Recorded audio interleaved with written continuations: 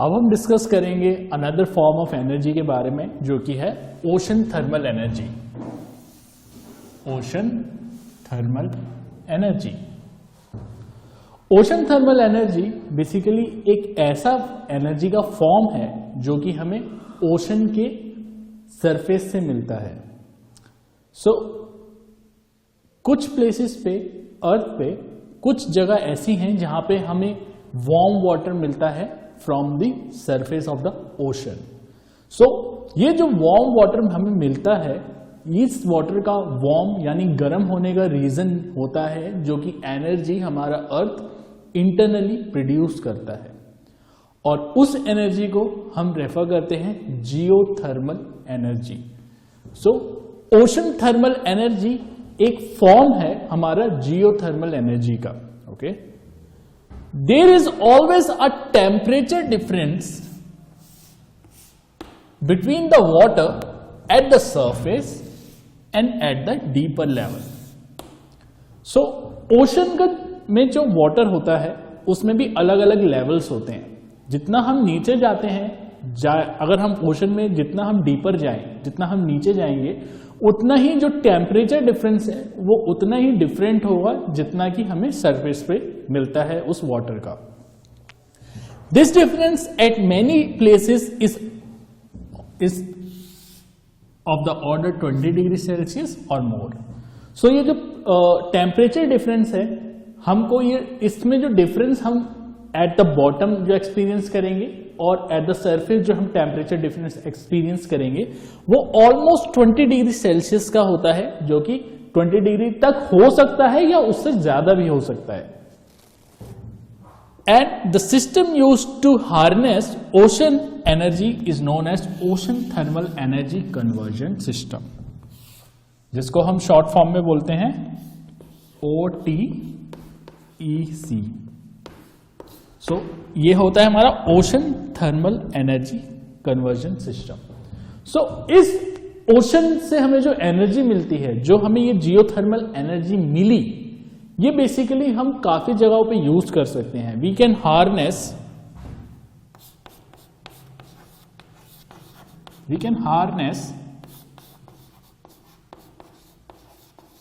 This energy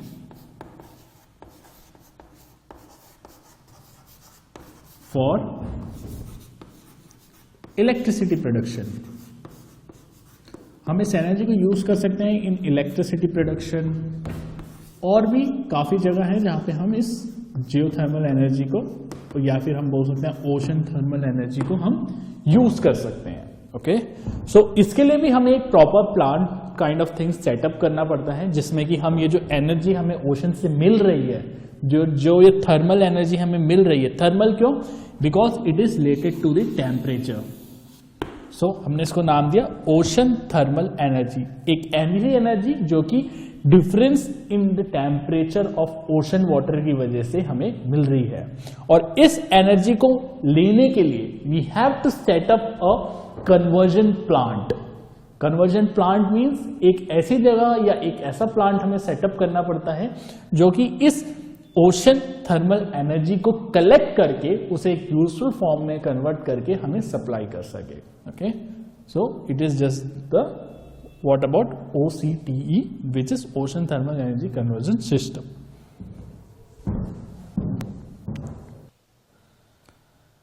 हम बात करेंगे working of ocean thermal energy conversion power plant के बारे में। In one of the system, water is used to boil a liquid like ammonia. जो power plant होता है उसको हम दो सिस्टम में डिवाइड करते हैं। एक सिस्टम होता है जो कि हॉट वाटर यूज करता है, और दूसरा सिस्टम होता है जो कि कोल्ड वाटर को यूज करता है। तो इन दोनों सिस्टम में से एक सिस्टम, एक ऐसा सिस्टम होता है जिसमें जो वाटर होता है उसको हम यूज करते हैं टू बॉयल, ताकि वो जो अमोनिया प्रेजेंट है उधर उसको वेपर की फॉर्म में कन्वर्ट कर सके। Okay, let's see with the help of a diagram over here. मैंने यहाँ पे ocean thermal energy conversion power plant का एक डायग्राम ऑलरेडी ड्रॉ करके रखा है। This is the system number 1, या फिर हम इसको बोल सकते हैं फर्स्ट पोर्शन। या फिर हम इसे बोलते हैं system 1।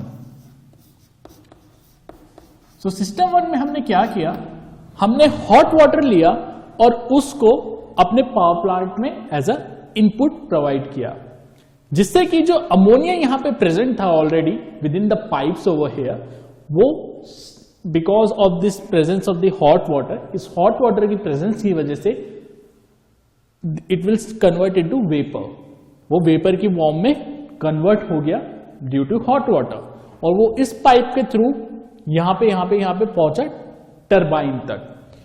With in this pipes, in pipes में जिसमें ये अमोनिया वेपर्स प्रेजेंट है, इन पाइप्स में they are present in a very dense condition, okay, and the pressure is very high.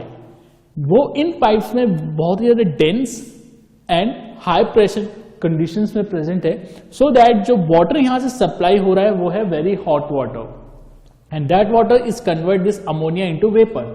सो जैसे ही अमोनिया वेपर में कन्वर्ट हुआ, वो एक काइंड ऑफ अ गैस में कन्वर्ट हो गया, ओके, जिससे कि जो पाइप में जो प्रेशर था उसकी वजह से वेरी हाई प्रेशर तक इस टरबाइन रोटेटर तक पहुंचा यहां पे, and because high pressure gas is putted on turbine over here, जैसे ही हाई प्रेशर गैस इस टरबाइन से यहां टकराई, this turbine will start rotating, and this turbine is connected to a generator. जैसे ही टरबाइन रोटेट हुआ तो जो मैकेनिकल एनर्जी प्रोड्यूस हुई due to the rotation of the turbine blades, that mechanical energy is transferred to generator, and generator take that mechanical energy to convert it into electricity. तो जो mechanical energy generator को यहां से मिली due to the rotation of turbine, वो generator ने लेके उसको इलेक्ट्रिसिटी में कन्वर्ट करके हमको दिया। सो जो रिमेनिंग अमोनिया वेपर्स हमें बच गए, ऐसा तो नहीं होगा कि जैसे ये टरबाइन ब्लेड्स के बाद जैसे ये स्ट्राइक करेंगे अमोनिया गैस यहां पे आके, अमोनिया वेपर्स आके स्ट्राइक करेंगे, तो कुछ जो अमोनिया वेपर्स हैं वो तो इस टरबाइन को रोटेट करने में एग्जॉस्ट हो जाएंगे, बट कुछ रिमेनिंग अमोनिया वेपर्स हैं बचेंगे, जो कि इस टरबाइन के थ्रू जो पाइप आगे कनेक्टेड है, that will continue to flow in that pipe, okay. अब जो अमोनिया वेपर हमको यहां मिले, that is in the gaseous state.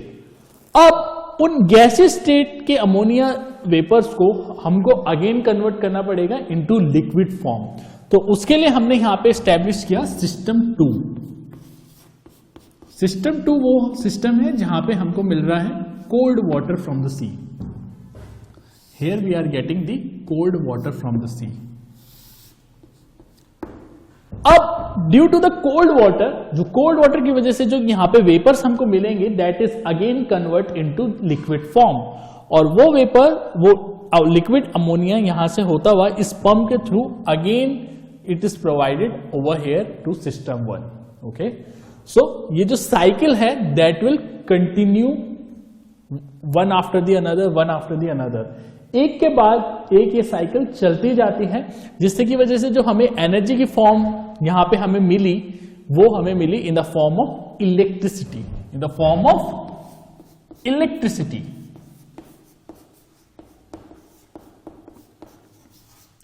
So let's see over here. Then the vapor of liquid are used to drive a gas turbine. जो हमें liquid vapours मिले उसको हमने यूज किया टरबाइन ब्लेड्स को रोटेट करने में। This turbine turns rotate the armature of a generator which is coupled with the turbine to produce electricity. जैसे कि मैंने आपको दिखाया था डायग्राम में, या फिर हम यहां पे फिर देख सकते हैं एक बार, कि ये जो टरबाइन ब्लेड्स हैं, ये टरबाइन के जो रोटेटर हैं, ये हमारे कपल हो रखे हैं जनरेटर के साथ। सो जो मैकेनिकल एनर्जी जो टरबाइन को यहां से मिलेगी, that is transfer to generator, okay, because of this coupling. और जब ये मैकेनिकल एनर्जी हम जनरेटर को देंगे, that will convert it into the form of electricity, जो कि हमको यूजफुल एनर्जी हमको यहां से मिलेगी। The cold water is pumped up to condense vapour again to liquid. So जो कोल्ड वाटर, जो रिमेनिंग अमोनिया वेपर्स हमें बचेंगे हमारे पास, उसको हम कोल्ड वाटर की हेल्प से अगेन लिक्विड अमोनिया में कन्वर्ट करेंगे और अगेन उसको हम प्रोवाइड करेंगे टू सिस्टम नंबर 1। सो इस तरीके से जो ocean thermal energy conversion power plant की साइकिल है ये चलती जाएगी एक के बाद एक and it will continue to provide us energy. हमको कंटिन्यूसली एनर्जी मिलती रहेगी, किस फॉर्म में? In the form of electricity. अब जो एडवांटेज की बात कर लें, अगर हम इस सिस्टम के एडवांटेज की बात करें यहां पे, तो जो मेन और मेजर एडवांटेज है that it supply us energy continuously. ये जो हमें एनर्जी सप्लाई करता है वो एक कंटिन्यूस मैनर में करता है।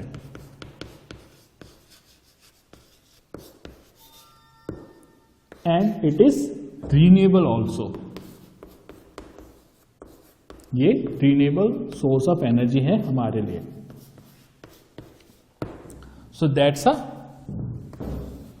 Major advantage of this system.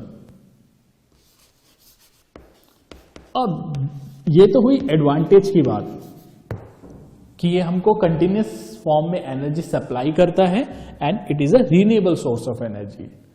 अगर हम डिसएडवांटेज की बात करें, देन जो मेजर डिसएडवांटेज है इस सिस्टम का वो है दैट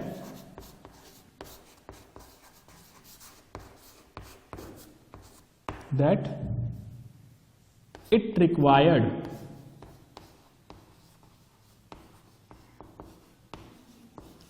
very high investment